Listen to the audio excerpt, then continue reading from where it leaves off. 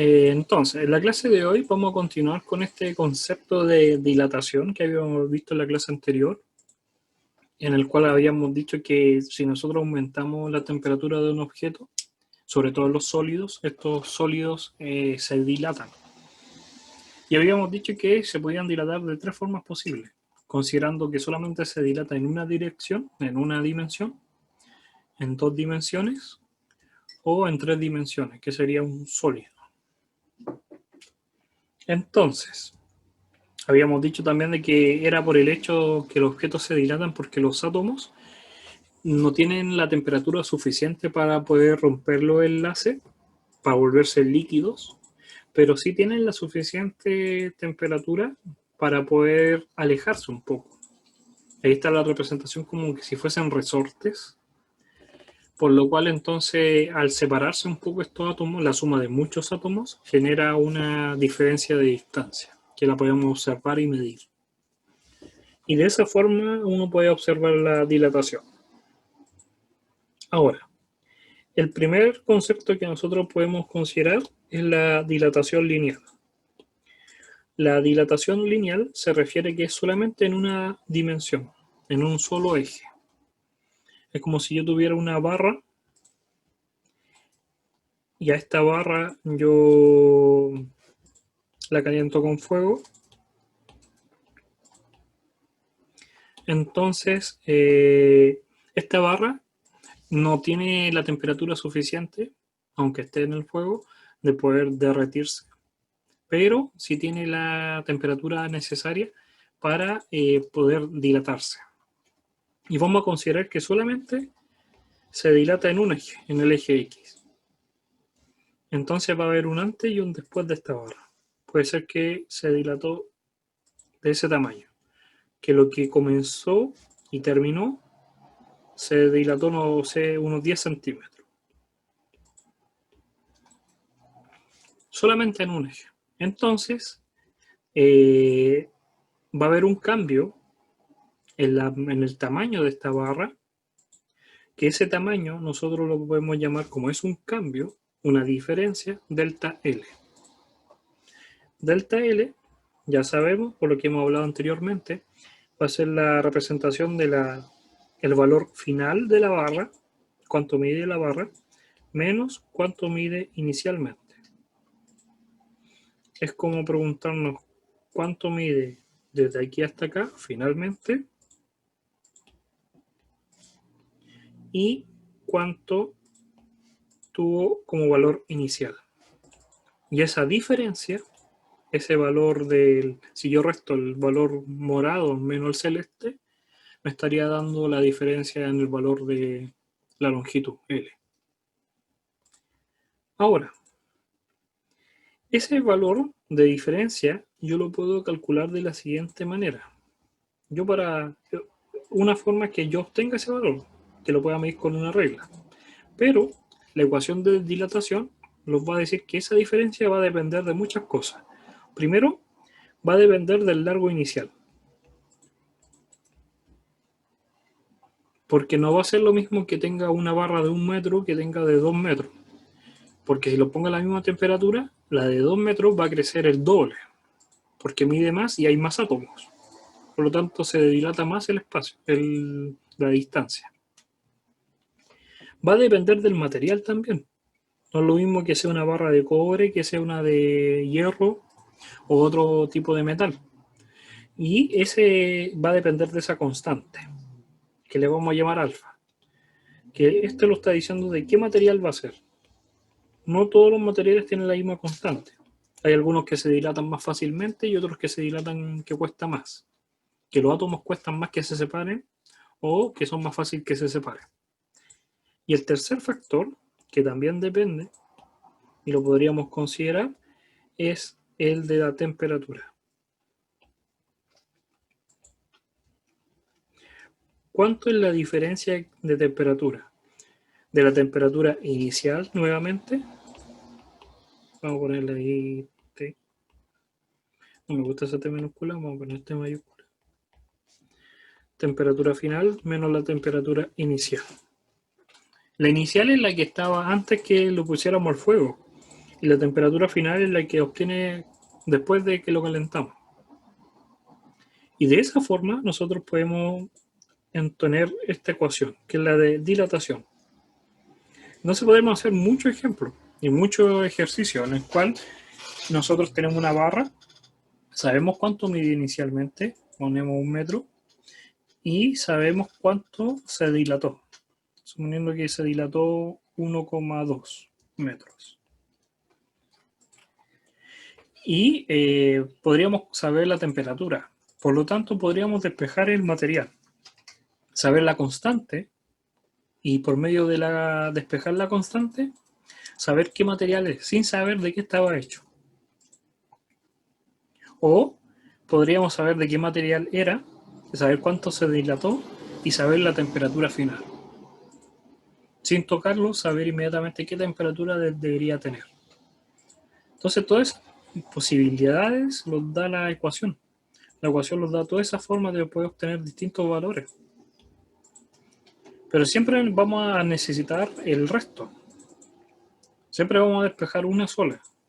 O los van a preguntar cuánto es la constante, o los van a preguntar cuánto es el delta L, o cuánto es el delta T, o cuál era el largo inicial. Pero lo importante es que reconociéramos cuál era cada una de estas representaciones. La primera, que el delta L representaba la diferencia antes de calentarlo y después de calentarlo, que se iba a dilatar. No puede dar cero, porque entonces no está funcionando la ecuación y no hay cambio de temperatura. Y el objeto no se está dilatando. Si el objeto se dilata, se ocupa esta ecuación. Lo segundo era entender el delta T, que era la diferencia de temperatura. Que eso es porque como el objeto se dilató, la única forma que algo se dilate es que le cambiemos la temperatura, que aumente la temperatura. O que si le bajamos la temperatura se puede contraer también.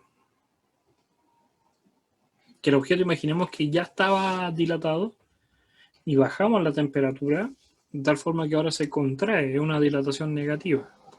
Pero cambia el largo, cambia este factor que está acá, cambia ese delta L.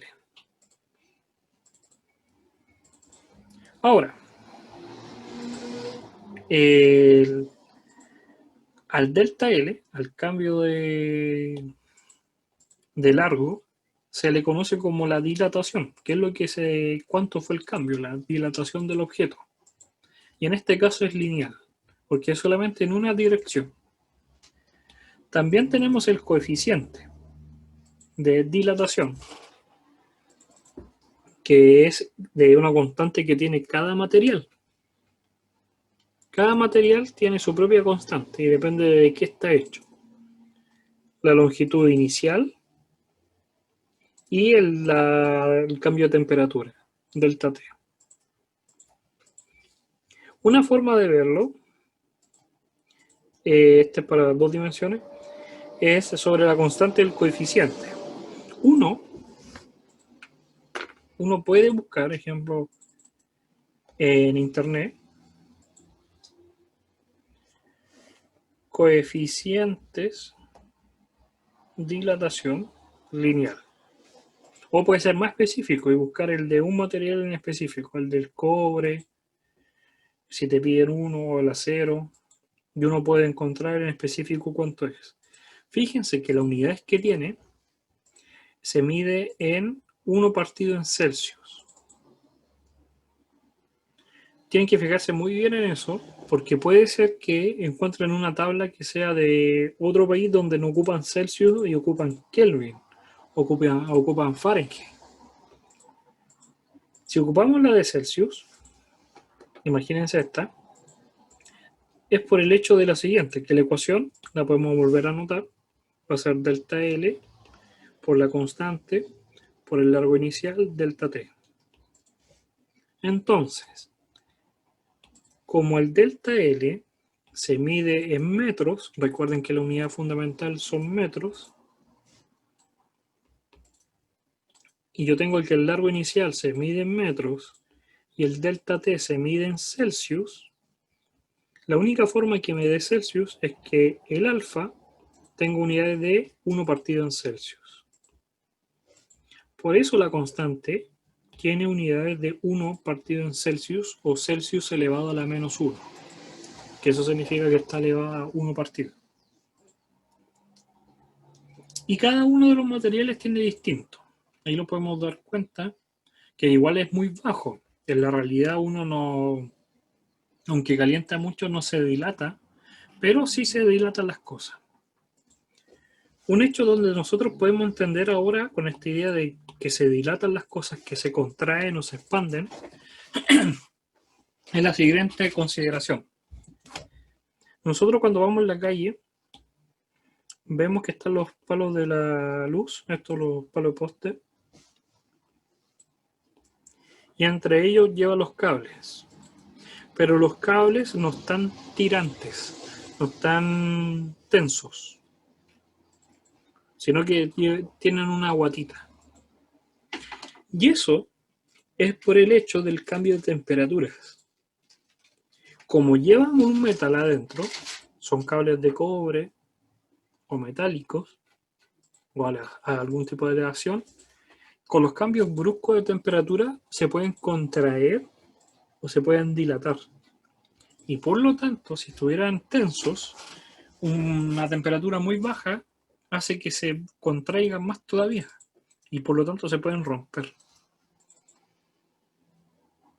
Por eso tienen esa forma. La gente se da cuenta de esos errores cuando, por ejemplo, en los trenes, las vías del tren, de repente, cuando tú las pones muy pegadas respecto una con la otra, porque la vía no es un alambre de hierro infinito, se juntan partes.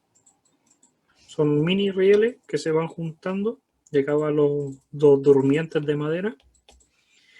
Si tú en este zoom, si yo hago un zoom ahí, tú no les das un espacio. Si uno ve un riel antiguo, acuérdense de esto, cuando vean un riel, hay un espacio entre los dos. Y es porque se pueden dilatar. Puede hacer tanto calor que pueden chocar y si no tienen el espacio suficiente se empiezan a doblar los fierros.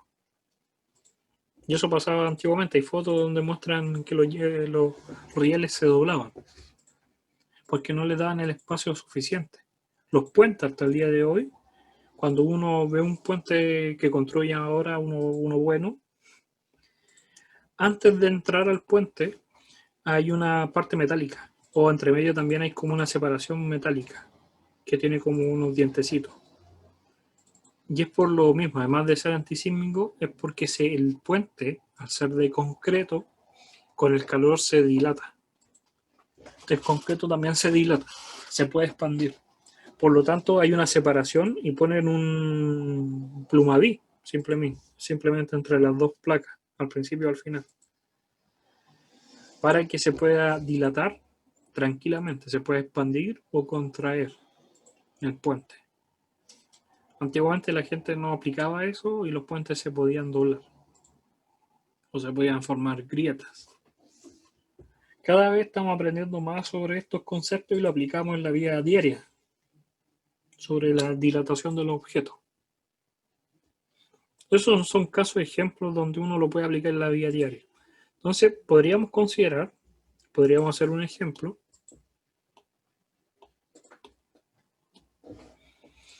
en el cual vamos a considerar que tenemos una barra que no sabemos de qué.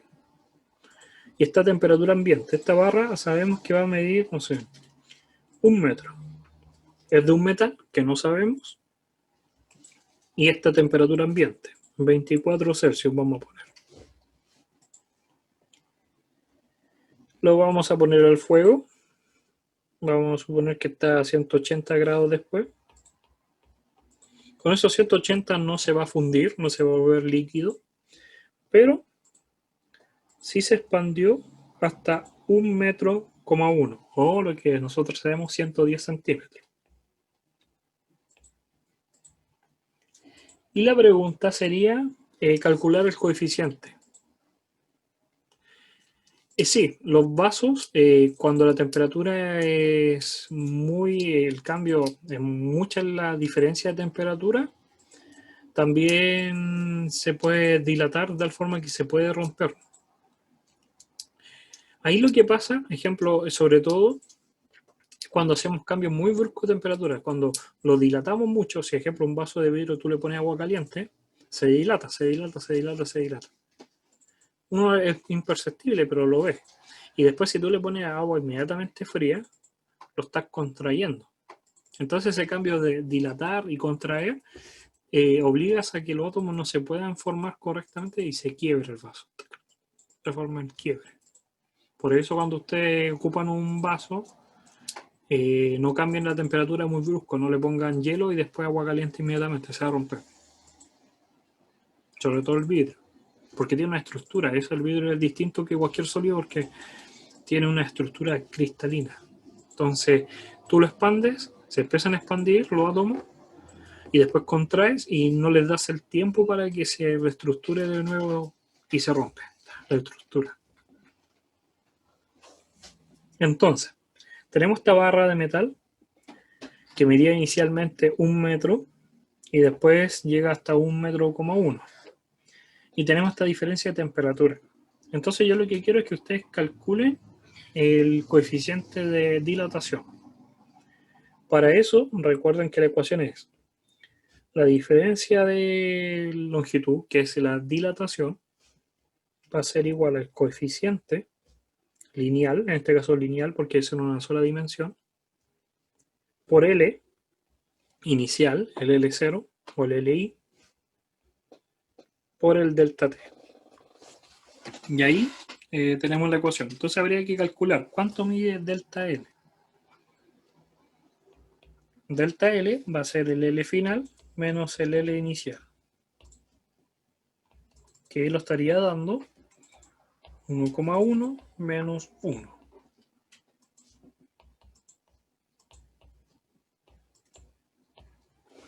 Tenemos que saber cuál es el L0, que es el L inicial. No se va a poner ahí, 1. Y tenemos que calcular el delta T, que es la temperatura final menos la temperatura inicial. 180 grados Celsius menos 24.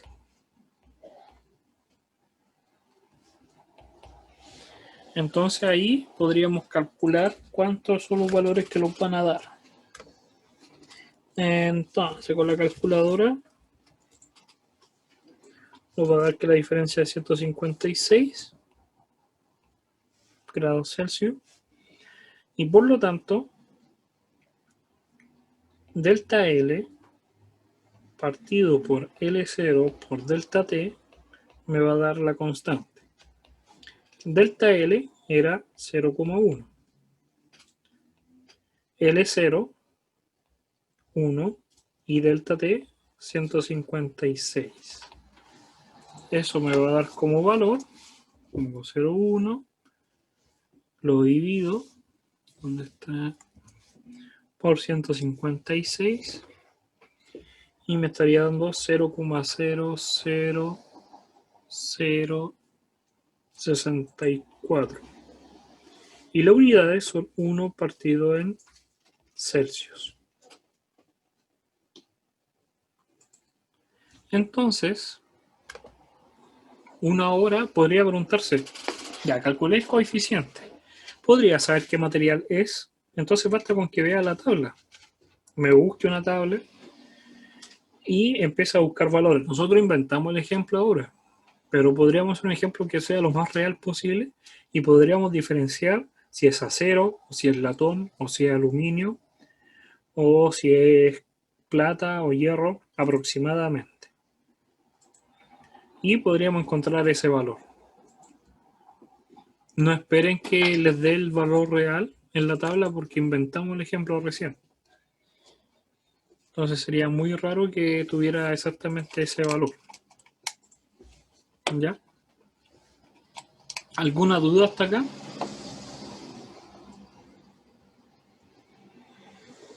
Entonces ese es el caso de la dilatación lineal.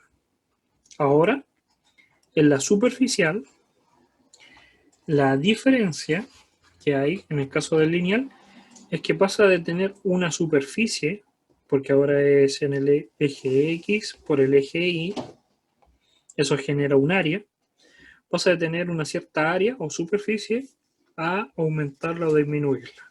Cambia el área. Entonces se genera este cambio nuevamente, que es la dilatación, pero ya no es la dilatación lineal, sino que es la dilatación de superficie o dilatación superficial. Y para eso tenemos que entender que ahora va a haber un cambio en el área. Va a haber un área final menos un área inicial. Y ahora este cambio de área va a depender de muchas cosas. Primero, de la constante de superficie. Ya no es lineal, ahora es de superficie. Por eso ya no es alfa, ahora es beta. Del material. Y cada material tiene una constante distinta, como habíamos hablado anteriormente. Va a depender también del área inicial y de su diferencia de temperatura. Es como la misma ecuación anterior, pero la diferencia es que ahora es de área. Y también nosotros podríamos entonces encontrar esos coeficientes. Coeficiente de dilatación, pero ahora superficial. Y cada material tiene ahora nuevamente un valor distinto. Pero este es superficial y no tiene que ser exactamente el mismo valor que el de dilatación lineal.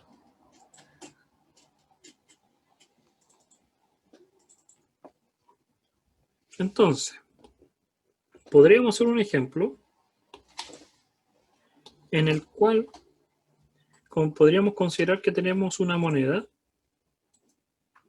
de cobre, el cual el radio mide 1 centímetro. Y esta temperatura ambiente. Y después de un tiempo lo vamos a calentar hasta que alcanza la temperatura de, no sé, vamos a poner 124 grados Celsius. Y la moneda ahora se dilató y tiene 1,2 centímetros. Pasó de tener 1 centímetro a tener 1,2. Entonces queremos calcular no, vamos a considerar, queremos calcular cuánto se dilata. No sabemos cuánto creció, queremos ahora saber cuánto se va a dilatar. Entonces nos damos cuenta que ya no es una línea, sino que es una moneda. No sabemos el R final. Y nos queremos preguntar, entonces ahora es un área. Entonces tenemos que calcular el delta A, la diferencia. Ese delta A va a ser el A final menos el A inicial, el área. Para eso necesitamos saber cómo calcular el área. Y eso es prerequisito del ramo. En este caso es un círculo. La moneda, suponiendo que es muy delgada, y solamente lo vemos en la cara del círculo. Y el área se calcula como pi r cuadrado. También sabemos que el delta A, que es esta dilatación de superficie, va a depender de la constante por el área inicial por el delta T. Entonces, necesitamos saber el área final para calcular el R. Por lo tanto, no tenemos la diferencia. Por lo tanto, no tenemos la diferencia y tenemos que tener los otros tres valores. Primero dije que era cobre. Entonces uno puede ir a la tabla de superficie y buscar la respuesta para cobre. Y automáticamente te dice, el cobre tiene una dilatación, pero acá dice lineal, tienen que fijarse que en la parte de arriba dice dilatación lineal, y tenemos que buscar la de superficie, superficial, pero que sea de cobre. Entonces, acá está, el cobre tiene 33,4 por 10 elevado a la menos 6. Entonces el coeficiente es 33,4 por 10 elevado a la menos 6. ¿Conozco el área inicial? Sí, porque el área inicial era pi por el radio, que el radio sí lo conozco. Esperen que se me pegó esto. El radio sí lo conozco. El radio inicial valía 1 centímetro, que eso es 0,01 metros al cuadrado. Tengo que dejarlo en metros, porque son unidades fundamentales. Entonces ahí yo puedo calcular ahora cuál es el área. Ocupo la calculadora y pongo pi por, ¿dónde está el por? 0,01 al cuadrado. ¿Dónde está el símbolo del cuadrado? Al cuadrado. Y me estaría dando 0,000314. Ahora tengo el área. Tengo el beta y tengo la diferencia de temperatura. La diferencia de temperatura es simplemente 124 Celsius menos 24, que me daría 100 grados Celsius. Y ahora que tengo el delta T, tengo la constante y tengo la área inicial, puedo calcular el delta A. Delta A, la diferencia o la dilatación superficial, va a ser la constante. Vamos a poner beta, que era todo ese número. 33,4 por 10 elevado a la menos 6 por el valor inicial, que era este número.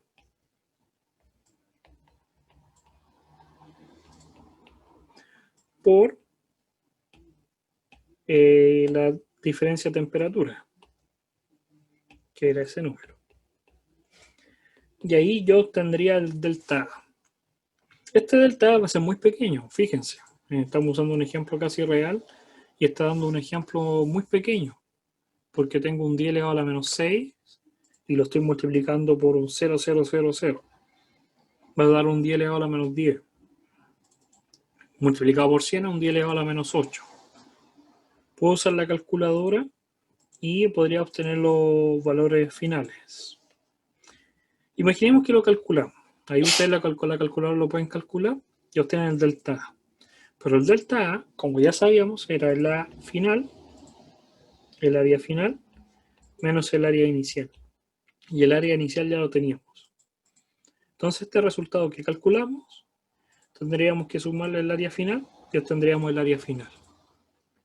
Y de esa forma podríamos ahora calcular el radio.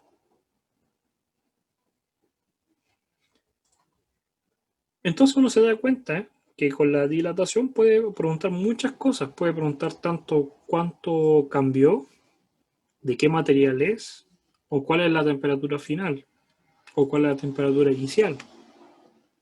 Sin fin de preguntas uno puede ver. Uno también entiende esto de las dilataciones. Imagínense que tienen un objeto y lo quieren guardar, o en una máquina y ponerlo en un lugar determinado. Los cambios de temperatura pueden hacer que esto también cambie y se dilate el objeto. Por eso uno tiene que siempre considerar este cambio de temperatura. ¿Qué pasaría? Y el último que vamos a ver es qué pasaría con la dilatación si fuese en 3 dimensiones. Que igual que los anteriores, hay un cambio, pero ahora es el volumen el que cambia. Entonces ahora es el cambio volumétrico que se conoce, dilatación volumétrica, y va a depender del cambio del volumen. Y ese cambio del volumen va a ser de la constante de dilatación volumétrica, que la vamos a llamar gamma, porque el alfa era lineal, el beta era superficial y ahora el gamma, que es volumétrico. Y va a ser exactamente igual. Ahora en vez de ser lineal es volumen inicial por delta T.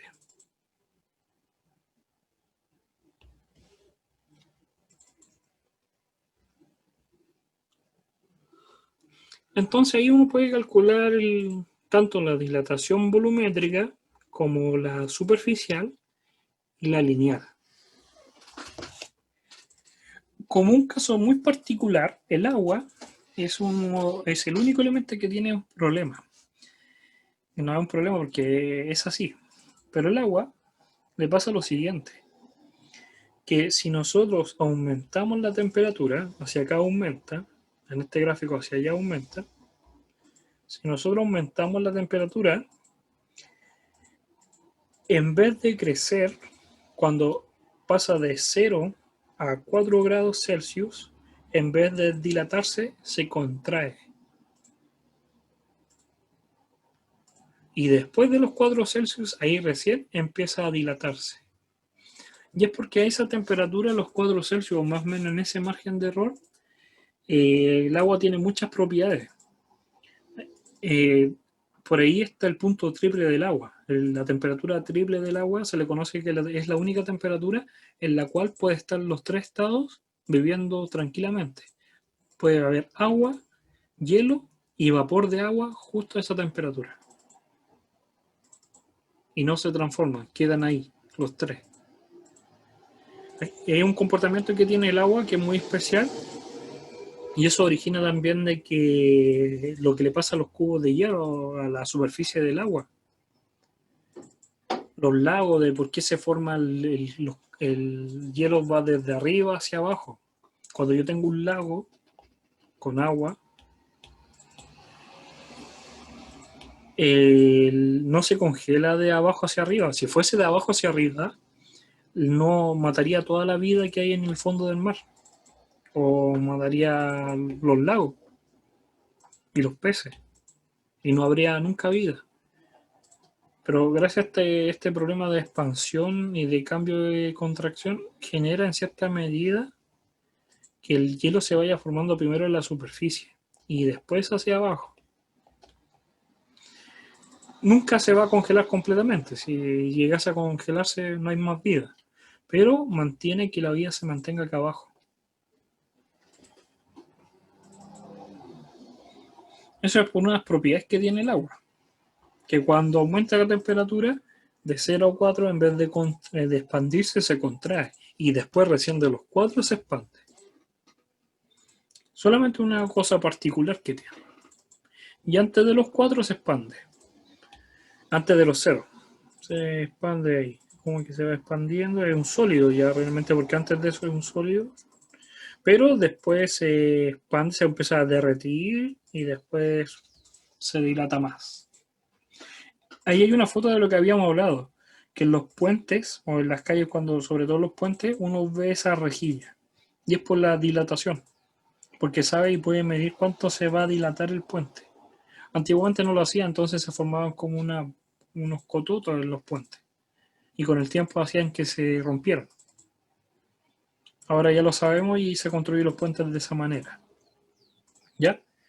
Recuerden que esta guía está subida en el aula y ahí yo dejé unos ejercicios para que lo puedan hacer de aplicación de lo que hemos hablado hasta ahora. De tanto las dilataciones superficiales, lineales y volumétricas. ¿Ya? Mañana vamos a hacer alguno de estos ejemplos y ahí damos por hecho que terminamos la parte de dilatación. Estos ejercicios los vamos a dejar para mañana. Y después continuaremos la próxima semana con el concepto de calor. ¿Ya? Para los que llegaron recién les vuelvo a informar que el control no se va a tomar mañana porque en mi parte, por ejemplo, en mi aula, la están arreglando porque tuve problemas. Por lo tanto, el control lo voy a tomar el fin de semana. Va a ser horario extendido. ¿Qué quiere decir? Que lo pueden tomar a la hora que ustedes quieran. Yo les voy a mandar un correo diciendo el control parte del sábado a los 10 de la mañana hasta el domingo 12 de la noche. Y ustedes son libres de tomarlo cuando ustedes quieran. Pero el control, cuando ustedes apretan el botón en el aula para poder tomarlo, va a durar un cierto tiempo, media hora, como mucho, o 20, depende de la cantidad de preguntas. Les va a llegar el aviso por el aula el día viernes. Yo les voy a volver a recordar que tienen un control para que no se lo olvide. Y ahí ustedes se meten al aula y va a aparecer el control número 1 para que lo tomen, ¿ya? Igual en el correo les voy a avisar cómo tomar el control, o mañana en la clase les muestro cómo tomar, cómo hacer el ejemplo que ustedes como alumnos, ¿ya? Recuerden que la clase está siendo grabada y después en un rato más el día de hoy la vamos a subir al aula. Cualquier duda y cualquier problema, recuerden que me pueden mandar un correo para solucionar el problema. Entonces lo estaríamos viendo mañana. Cuídense, que les vaya muy bien. Chao, chao.